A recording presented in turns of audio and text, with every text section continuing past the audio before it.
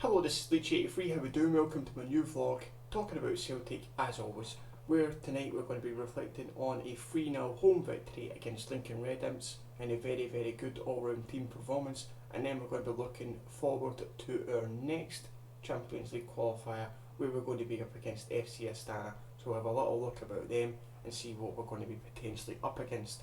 Now, firstly, tonight's game was pretty good. I don't think you can say much negative about it. I don't really have any negative to say about what I was able to see of the game.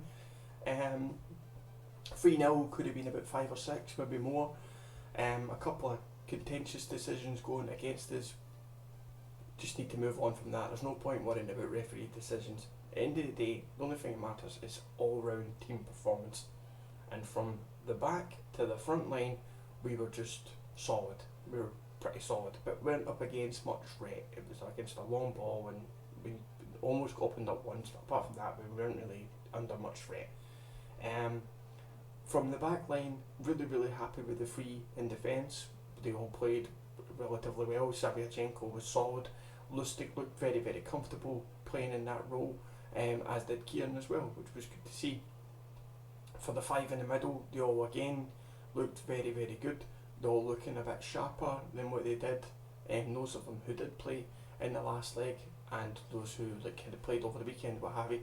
You can see the match sharpness is coming back in and the players are looking for one another. The space is starting to open up. Patrick Roberts is thriving with that type of play. When he's got one or two people pulling defenders left and right, and he's just got this touch, he's got this ball on the string. The give and goes, the 1-2s, he was just outstanding. His link up play with Griffiths was just superb, and it was a joy to watch the little man just kind of tear up these amateurs. Now, I know we can get overhyped because we were just playing against a semi-professional team who got a freak result in the first leg, let's be honest about it. Nobody expected him to do anything major, so we just need to take it as that. We've done a professional job, let's go on. The next round, however, is not going to be as easy as what you might think it might be. And the reason that is because we are up against a team from Kazakhstan. Now, you go, oh, Kazakhstan, what the fuck, who plays from there? What should we be frightened about? Not necessarily what we should be frightened about. We went into a game against Shakhtar Karaganda a few years ago and ended up losing 2-0. Obviously we turned that around in the home leg, but going there is going to be a difficult place to play against a well organised defence and a team who are going to be set up pretty defensively, going by previous results. Now I'm just going to show you a couple of things about them. So FC Astana from Kazakhstan, obviously. Now the reason I talk about their defence is miss out the Villarreal game where they played in the playoff round against Villarreal back in the 2014-15 season, where they ultimately went out 7-0 in aggregate. From then onwards, they haven't lost a game at home in Champions League or Champions League qualifying, and they played against Maribor, 8JK, Apoel, they played against Benfica, Atletico Madrid and Galatasaray, even managing to get a draw in Turkey as well, which was pretty decent to be considered. Atletico Madrid played really well last season. Benfica are no mugs whatsoever. So to get those results that they did get at home shows a well organised team. Just simply fact. It's on paper, it's easy to kind of work out that they are organised in defence, hard to break down, hard to get through, probably frustrating to play against for some teams.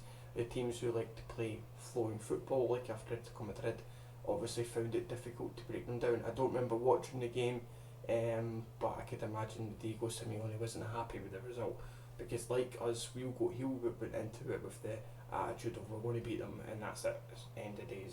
So we need to be realistic about what we're up against. Now, the team itself is made up mostly of Kazakhstanis. They do have a couple of Serbians. They've got a guy from Bosnia Herzegovina.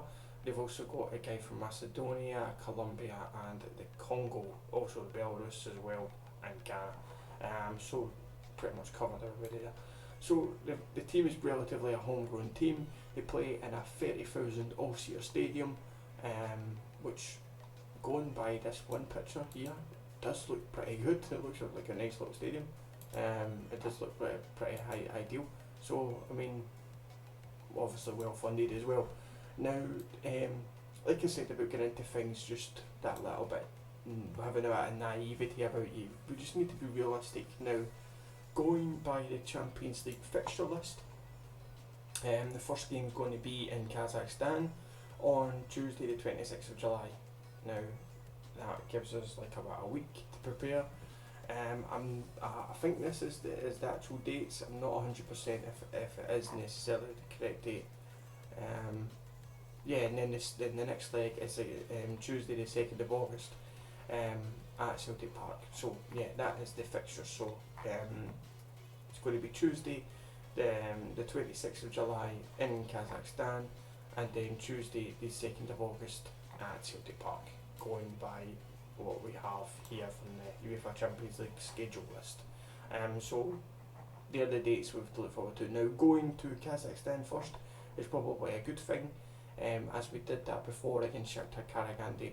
Now, as I said, I think if we go there and be organised and make them play to us rather than us to them, it may be a little bit better thing to do. Now, what I mean is, we're going to be playing against a team who are going to potentially want to hit us in the break, who are potentially going to want to sit back and wait on their chances and tire us out, if you like.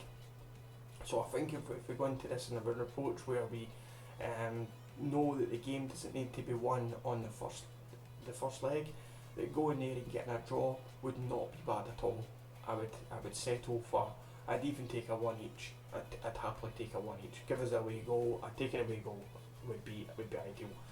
Bring them back to Celtic Park and then let us take control of the situation and try and overawe the situation.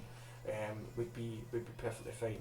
I'd kind of like to see it like that. Obviously, I prefer to beat them at home and then beat them at Celtic Park as well. Would be superb. But just want to be kind of honest about things. There's no point being a dickhead about it and saying, oh, we're going to go to Kazakhstan, I'm going to fuck them because they're a Kazakhstani team, and who's ever heard of Kazakhstan? We've done that before and we've paid the price. So we can't go into things going from judging them by our nation, because Scotland now is a small nation in regards of its UEFA ranking, and unfortunately we are a big fish in a small pond, where we are having to overcompete. We're having to play through a stupid amount of games to be able to qualify for the Champions League, where it was something that a few years ago we only had to play like one game, but now we're having to play 3 ties to get through. So we just need to be really careful about these type of things, especially playing against a team who were in the Champions League last year. Obviously, their directors, their fans, their staff, their coaches, their players are all going to want to be back in that environment again, because that is, at the end of the day, the pinnacle of club football. Is all about getting to the Champions League. So for us ourselves, we need to be professional about it as well.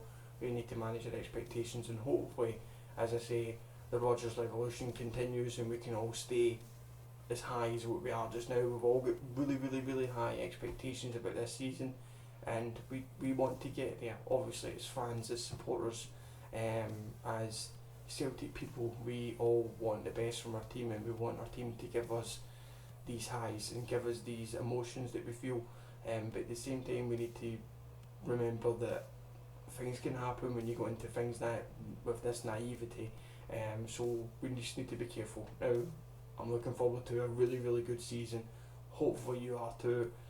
Hopefully you're still with me. If you are, then hail. I really appreciate your time, no matter where you come from. If you're from This Is Celtic, whether you're from a YouTube channel, whether you're from any other Celtic medium, whether it's Celtic News Now or whoever else picks up these videos, then I appreciate wherever you've came from. Thank you for taking the time to watch my video. I know I ramble on about stuff, but at the end of the day, it's just opinion, mate. It's just opinion. I'm only telling you what I think and what I feel. You don't necessarily need to feel the same. If you disagree, then tell me you disagree. Leave a comment down below. Tell me what you think. Tell me what your expectations are, and we can have a little convo about it, because at the end of the day, that's what we do as supporters. We've got our own expectations and what have you, and these are just mine. So appreciate your time. Thank you for listening. Thank you for watching. Take the time, if you've got any time, to look back at my previous vlogs. Some of them have been really well taken by other people, and I appreciate everybody who's given me the fantastic support that they have in the last month or so since I started doing these. So appreciate your time, thank you very much. I'll catch you in the next one. As always, take it easy.